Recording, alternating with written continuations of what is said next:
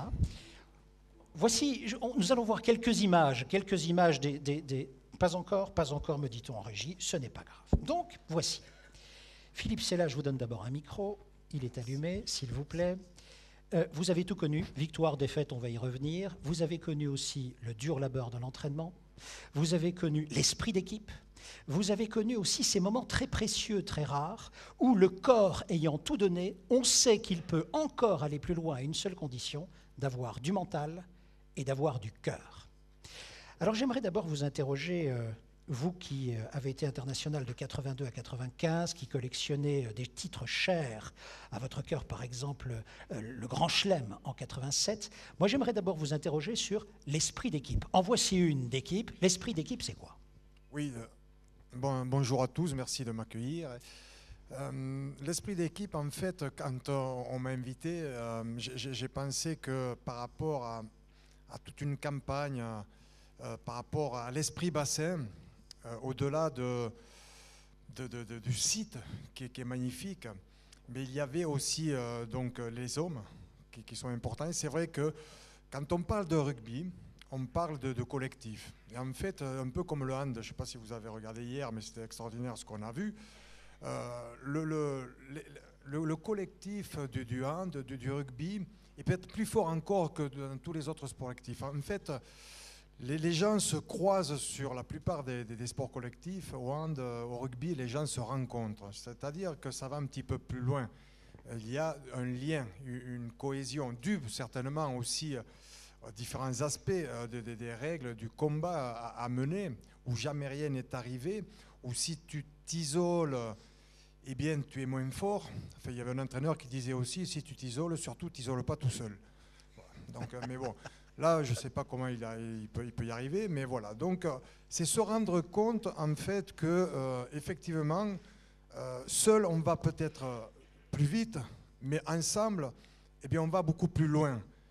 Et de ces règles qui sont faites, en fait, du lien, du soutien, de l'écoute, de différentes valeurs, eh bien, on peut aller toujours plus loin, aller toujours vers de nouvelles conquêtes, arriver à défendre davantage son territoire encore, mais le collectif, cet esprit d'équipe, c'est quoi en fait? C'est un engagement individuel au service du collectif. Mais ce n'est pas uniquement être collectif ou faire partie d'un collectif, de savoir donner un ballon, juste de le prendre, de le donner, d'être juste de passage. C'est d'apporter sa pierre à l'édifice. C'est de pouvoir contribuer à un développement d'une action, amener donc sa contribution à ce qu'un ballon soit toujours mieux négocié, mieux négociable, apporter aussi de tout ce que l'investissement que je vais donner, du service que je vais donner, puisque quand on parle de tourisme, on parle beaucoup de service aussi, chacun dans son métier, de ce service-là, d'un certain comportement, eh bien, je vais aussi apporter à mes coéquipiers. Et Jean-Pierre Rive disait une phrase que j'ai toujours beaucoup aimée. Il a dit le rugby, c'est un ballon et des gens autour. Quand on enlève le ballon, il reste les gens. Et ça dénote tout cet état d'esprit, en fait, de l'investissement de chacun au travers d'une mission que l'on a avec un club, une équipe, un groupe. Voilà. Donc, voilà ce que ça peut représenter. Et ici, donc, on a cette équipe et on a cet esprit d'équipe. Et c'est là-dessus qu'on va travailler toute la journée.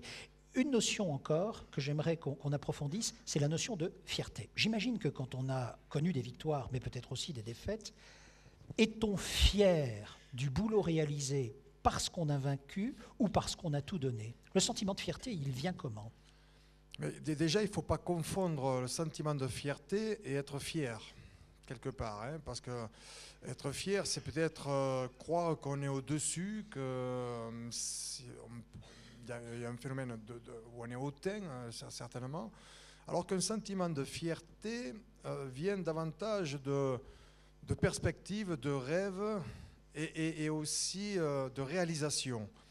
Et donc, dans le sentiment de fierté, c'est le résultat aussi, quelque part, de s'être surpassé, d'être arrivé à certaines échelles à aller jusqu'au bout des intentions qu'on pouvait avoir. Vous l'avez connu, ce sentiment de C'est fierté. l'exemple, bon, effectivement, quand on est jeune joueur de rugby, bon, je parle du sport essentiellement, jeune joueur de rugby, bon, on a tous un rêve, c'est d'aller jouer dans le club le plus important de sa région.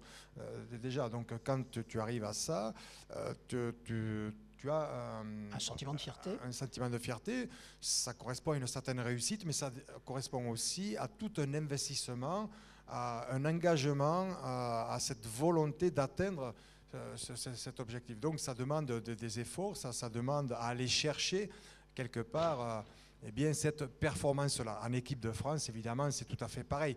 Et dans ce sentiment de fierté, en fait, il peut arriver à différents moments. On pense souvent la fierté, le sentiment de fierté par rapport à la réussite, mais ça m'est arrivé la victoire, ouais. aussi de l'avoir sur des défaites. Dans une défaite. Voilà, donc je peux donner deux exemples. C'est le sentiment de fierté que j'ai pu avoir quand, en 94, je crois qu'il y a William Techouer ici dans le secteur aussi, que je salue.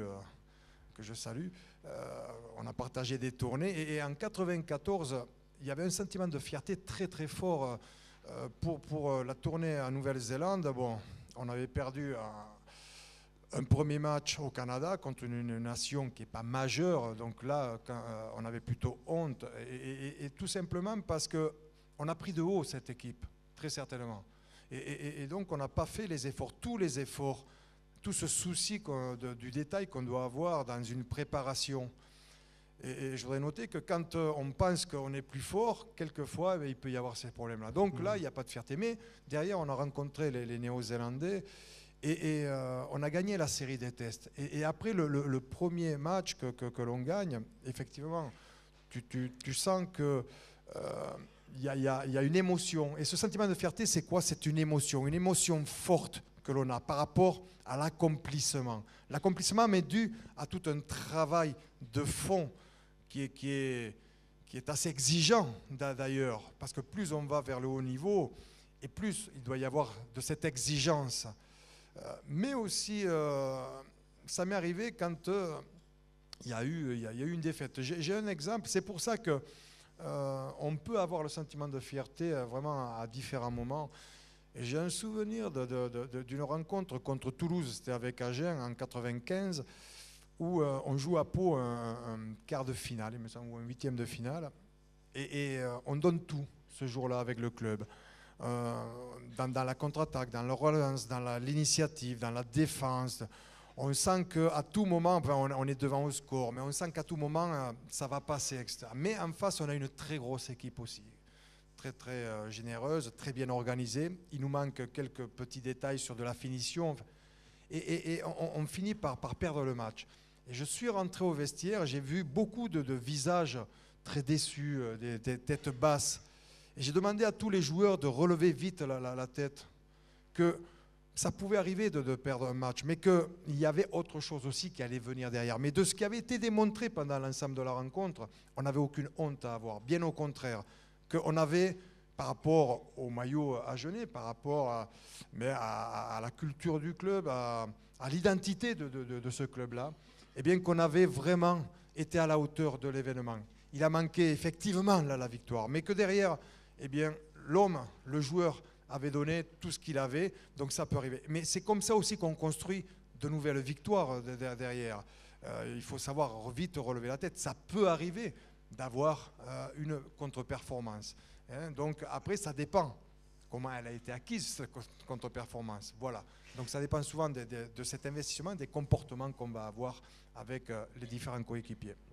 Merci beaucoup Philippe. C'est là, je résume bien ce que vous venez de dire, à la fois le collectif important dans un engagement, dans un objectif commun, également un sentiment de fierté qui ne peut venir qu'à certaines conditions. D'abord, je donne tout, je me donne à fond sur cet objectif avec d'autres, confiance dans le collectif, et puis ensuite, advienne que pourra. Je dirais que même dans la défaite, on peut être fier également, et c'est un sentiment qui vient renforcer toute l'équipe pour les enjeux à venir, si j'ai bien compris. Ce n'est pas seulement sur ce qu'on a fait, mais également sur ce qu'on va faire. Oui, c'est une énergie en fait supplémentaire que l'on acquiert par rapport aux futurs combats, enfin, aux différentes échéances.